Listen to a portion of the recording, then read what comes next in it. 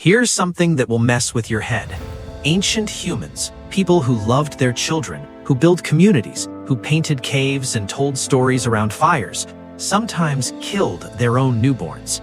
And not rarely, regularly, across almost every ancient civilization ever discovered.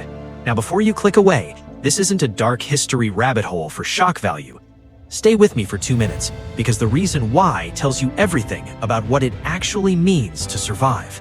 Historians call it infanticide, but academics love to make terrible things sound clinical.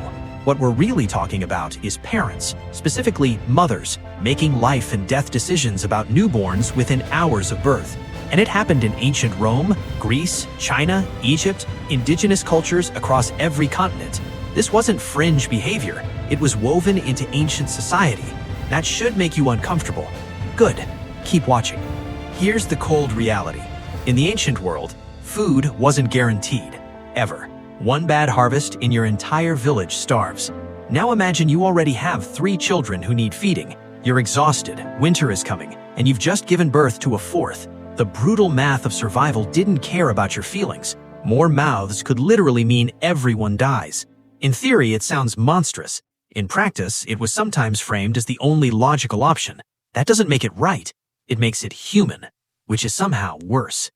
Here's where it gets darker. Many ancient cultures practiced infanticide specifically when a baby appeared physically different.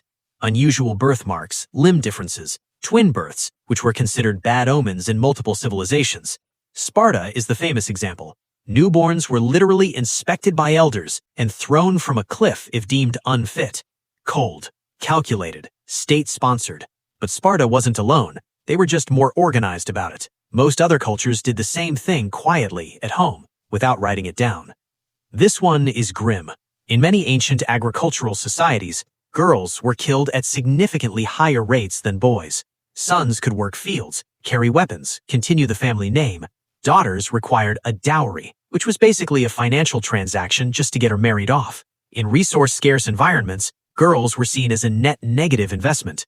We know this because archaeologists have found burial sites with staggering gender imbalances. Way more boys than girls. The numbers don't lie, even when the history books stay quiet. Here's something historians often skip over. This wasn't emotionally easy. Ancient Greek and Roman texts describe mothers in anguish. Rituals existed specifically to help parents cope with what they'd done. Some cultures delayed naming newborns for days or even weeks because naming a child made them real, made them a person.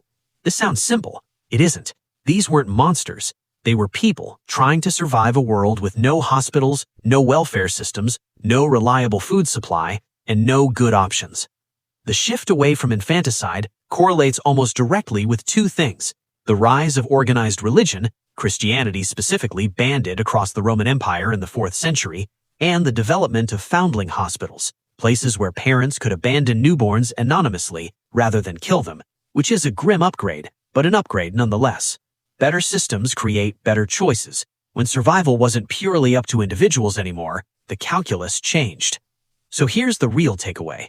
We started with the question of why ancient humans killed their own babies, but the actual answer isn't evil. It's desperation, it's resource scarcity, it's gender inequality baked into economic systems, it's the absence of any safety net whatsoever. Every single driver of ancient infanticide still exists in some form today, just expressed differently. Poverty, gender discrimination, impossible choices with no good options.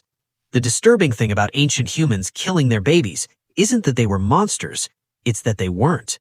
They were people trying to survive a world with no hospitals, no welfare systems, no reliable food supply, and no good options. The most unsettling history isn't the history of evil people. It's the history of ordinary people in extraordinary circumstances. So here's the question I'll leave you with. If the conditions of ancient life returned tomorrow, how different would our choices actually be? If that made you think, subscribe. New videos every week on the history nobody teaches you in school.